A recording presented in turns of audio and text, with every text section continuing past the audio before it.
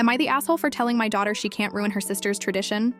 I'm a 42-year-old mom with 2 daughters, Emma, who's 17, and Lucy, who's 10. Life's been a bit of a roller coaster since my first husband, Emma's dad, passed away when she was little. I remarried 3 years ago to Tom, who's been trying to be a good stepdad, but Emma's not having it. She's made it crystal clear she doesn't like him, barely speaks to him, and shuts down any attempt he makes to connect. We've accepted she'll never see him as a dad, and that's okay. Lucy, on the other hand, adores Tom and calls him dad. It's a complicated dynamic, but we've been navigating it as best we can. The trouble started with a tradition from when Emma was younger. Her bio dad used to take her to a pumpkin patch every fall, where they'd pick out pumpkins, carve them, and make memories. We've got tons of photos from those trips, and they mean the world to Emma. Lucy was too young to remember them, but she's heard the stories. Since Tom's been in the picture, he wanted to create something special with Lucy, so he suggested taking her to the same pumpkin patch. I thought it was a sweet idea. Lucy deserves those kinds of memories too, right? Yesterday they went, and Lucy came home beaming, clutching a lopsided pumpkin she was so proud of. Tom said they had a blast, laughing and picking out the perfect one to carve together. But when Emma heard about it, she lost it. She stormed into the kitchen, eyes blazing, and accused Tom of stealing her tradition. She said I was disrespecting her dad's memory by letting Tom take Lucy to their place. I tried to explain that it's just a pumpkin patch, not some sacred shrine, and Lucy's allowed to make her own memories. But Emma wasn't hearing it. She's been simmering with resentment toward Tom for years, and this just poured gasoline on the fire. She started snapping at Lucy too, which broke my heart.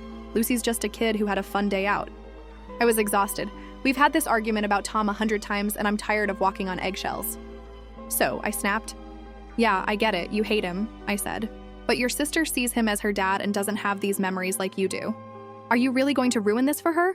No one owns going to a pumpkin patch. The words came out sharper than I meant, and Emma's face crumpled.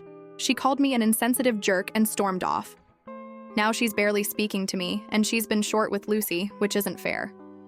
Lucy's confused and keeps asking why Emma's mad at her. My mom got wind of this and thinks I was too harsh. She says Emma's still grieving her dad, and I should have been gentler, especially since this tradition is tied to those memories. I get that. Emma's been through a lot, and we tried therapy twice to help her process her grief, but she just sat there, silent, with 2 different therapists. I feel stuck. I want Emma to heal, but I also want Lucy to have happy moments with Tom. It's like I'm caught between honoring one daughter's pain and letting the other enjoy her childhood. I hate that Emma feels like I'm erasing her dad, but I don't think it's fair for her to gatekeep a tradition from her sister. Was I wrong to snap at her like that? I'm starting to second-guess myself, and I need some perspective. Am I the asshole for telling Emma she can't ruin this for Lucy? Am I the asshole for telling my roommate I won't pay for her meals anymore? I'm a 21-year-old college junior living in a rented house with 3 roommates, 4 of us total. We've got a solid system. We split bills, plan who pays what, and keep things fair. It's been smooth sailing, especially since we've known each other since high school and spent years planning this setup. We even handle dinner plans like pros, deciding the day before where we're eating and who's covering what. Most nights we cook at home, but for special occasions or quick fast food runs, one of us might treat everyone. It's never been a big deal, until Kate, one of my roommates, started acting like a food-wasting diva. Kate's always been a bit extra, but her behavior when someone else is paying is next-level annoying. When one of us covers the whole bill, like for a birthday or a small fast food order, Kate goes wild. She'll order stuff no one else likes. Think fancy sushi rolls or weird appetizers, piling up the tab. Worse, she'll take 2 bites, declare she's full, and leave the rest to rot in the fridge. It's not just wasteful, it's disrespectful to whoever's footing the bill. We've all noticed, and it's been grinding our gears for months. Last week, I wanted to celebrate surviving the school year, so I offered to take everyone to a nice restaurant, way fancier than our usual spots. I'd just gotten paid and saved up a bit, so I figured, why not treat my friends? Kate had been raving about this place forever, saying she was starving and dying to try it. I was excited to make it a fun night. We get there, and Kate does her usual thing. Orders 2 entrees and an appetizer, easily racking up $70 just for herself. The rest of us kept it reasonable, but her order was outrageous. She nibbled a bit of each dish, then pushed her plate away, saying she was full. I bit my tongue to keep the night pleasant, but I was fuming inside. The next day, her leftovers were still untouched in the fridge. I'd saved the receipt for tax purposes, so I knew her portion was $70, a huge chunk of the bill. Fed up, I went to her and said, "Kate, that meal was expensive. You need to either eat your leftovers by tomorrow or pay me back for your share." She flipped out, saying it was rude to ask for money when I'd offered to pay. I tried to stay calm, but her attitude pushed me over the edge. "Fine," I said. "I just won't pay for your meals anymore. I'll cover the others, but not you." She screamed, called me a jerk, and stormed off to her boyfriend's place. She's been giving me the cold shoulder ever since. I'm a people pleaser by nature, so I'm second-guessing myself. Kate's not broke. Her parents send her money, just like most of us get some help. This isn't about her not being able to afford it. It's about her wasting food and taking advantage. I've dealt with an eating disorder in the past, so I'm sensitive to those signs, but Kate doesn't show any. She just seems entitled. My other roommates agree she's out of line, but I'm wondering if I was too harsh. Setting a boundary felt right, but her reactions got me rattled. Was I wrong to put my foot down like that? Am I the asshole for telling Kate I won't pay for her meals anymore? Am I the asshole for refusing my mother-in-law's gift of old coffee cups? I'm a chronic people pleaser, always smiling and accepting unwanted hand-me-downs to avoid conflict. My house is cluttered with stuff I don't love, old furniture, mismatched dishes, because I struggle to toss out anything still functional. It's been a slow process, but my husband and I have been replacing these items with things we actually like as the old ones wear out. This habit of saying yes to everything stems from years of keeping the peace, especially with my mother-in-law, a kind woman with a knack for giving gifts that feel more like burdens. Last weekend, my husband and I visited my in-laws. As we were packing to leave, my mother-in-law pointed to a stack of old coffee cups on her dining table.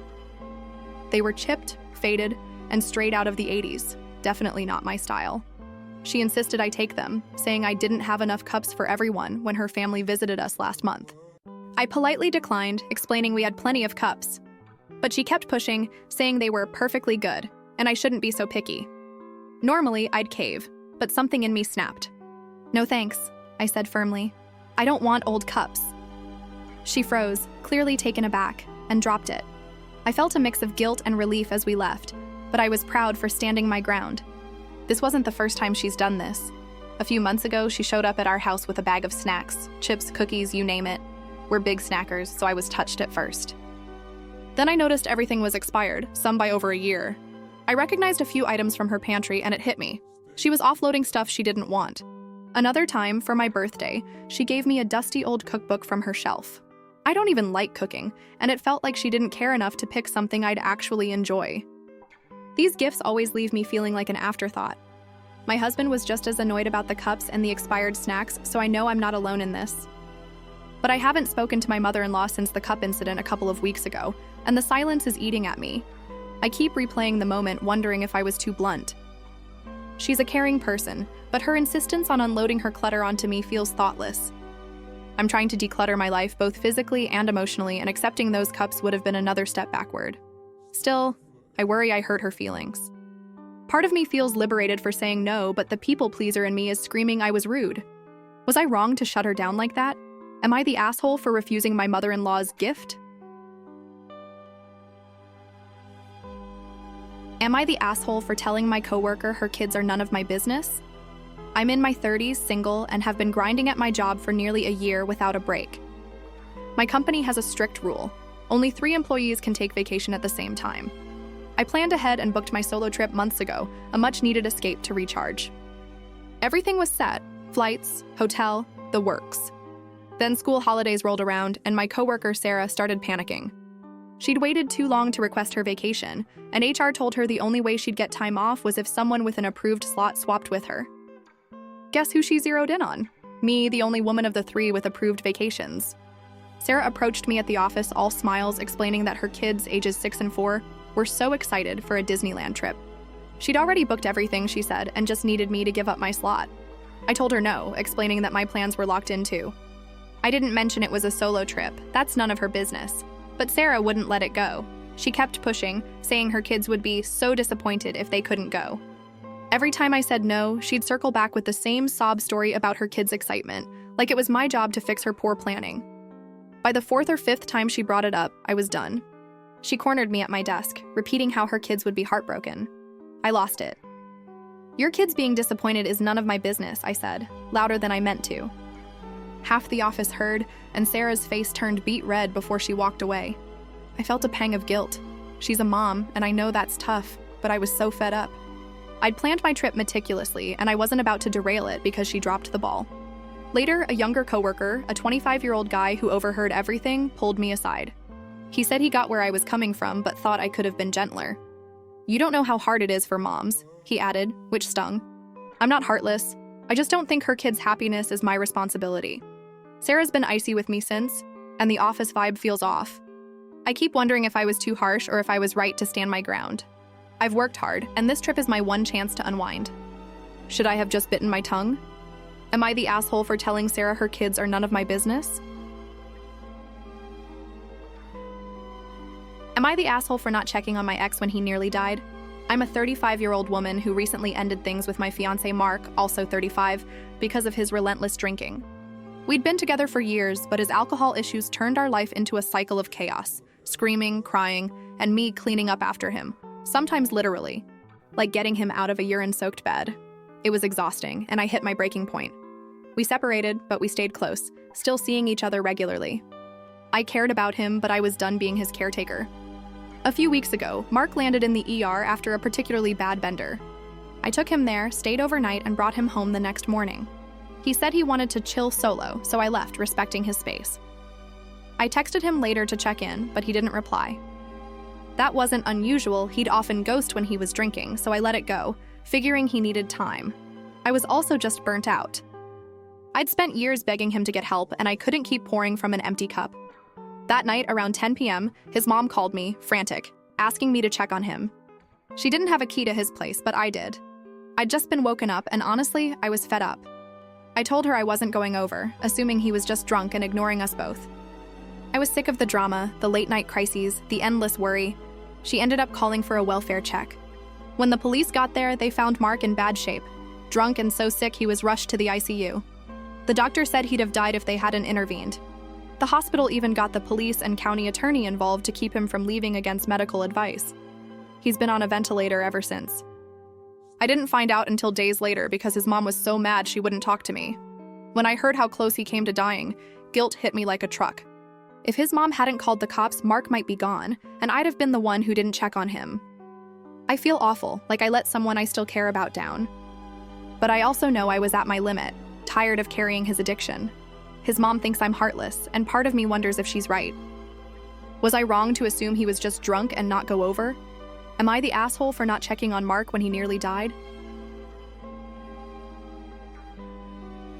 Am I the asshole for locking myself in my office when my aunt came over? I'm a 36-year-old woman working from home, and my life's a bit of a juggling act. During the pandemic, I took in my mom after she had some health issues. She's stayed with me since, and it works. She has her own bedroom and bathroom, and we share the rest of the house. I'm around to help her out, especially since she's not very mobile anymore. My stepdad passed away a decade ago, and she was lonely, so having her here feels right. But my aunt, my mom's sister, has been testing my patience with her unannounced visits. I'm on calls or Teams meetings most of the day. Yes, even those that could have been emails. My job demands focus, and I can't afford interruptions. My aunt, though, has a habit of barging into my office without knocking, launching into long stories about her neighbor's sister's kid or whatever. I've told her multiple times I'm working and can't chat, but she just keeps talking like I didn't say a word. It's maddening. Yesterday, she actually let my mom know she was coming over, which is rare. I reminded my mom to tell her I'd be busy with calls and not to disturb me. Mom agreed to pass it on, but I wasn't taking chances. I locked my office door. Sure enough, my aunt showed up, and despite Mom's warning, she marched upstairs and tried to open my door. When it didn't budge, she started knocking and calling, "Hello, it's me, open up." I was on a client call and couldn't respond right away, but she kept banging so loudly I had to put the client on hold. Without opening the door, I said, "I'm on a call and can't talk right now." She huffed and left, clearly annoyed. Now she's texting my mom nonstop, complaining that I was rude for locking myself in my office when we had company. I get it. Maybe locking the door seemed cold, but I was swamped and needed to focus. My aunt's not clueless. She knew I was working. Mom's on my side, especially since she tried to warn her. Over dinner, we decided my aunt's no longer welcome during work hours. She can take Mom out for coffee, come after hours, or visit when I'm at the office one day a week. My aunt's pissed, even whining to my uncle, but he and her husband both told her she was wrong. She's not thrilled about it. This isn't even the worst of her. Years ago, when I was 16, she took me and her twin boys to Disneyland Paris. On the last day, she left me and one of her 10-year-old sons alone in the park with no phone, money, or ID, disappearing to dinner while we were supposed to catch an international train. I was frantic, running around with a scared kid, and she left a note at our hotel like it was no big deal. That memory still stings, and it's why I'm done letting her disrupt my life. Was I too harsh for locking her out? Am I the asshole for locking myself in my office during her visit?